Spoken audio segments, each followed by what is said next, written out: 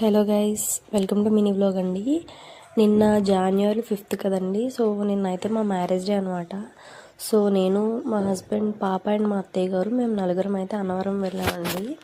అన్నవరం వెళ్ళి అక్కడైతే సత్యనారాయణ స్వామి వ్రతం అయితే చేయించుకున్నామండి.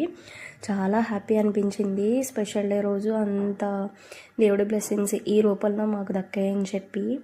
అండ్ అలాగే మీ అందరూ కూడా బ్లెస్ చేసేయండి. ఎప్పుడు ఇలాగే మేము హ్యాపీగా ఉండాలి, ఇలాంటి పెళ్లి రోజులు ఎన్నో జరుపుకోవాలి అని చెప్పేసి మీరందరూ కూడా బ్లెస్ చేసేయండి. సో వ్రతం చేయించుకునేటప్పుడు అయితే ఏం క్లిప్పింగ్స్ తీయలేదండి.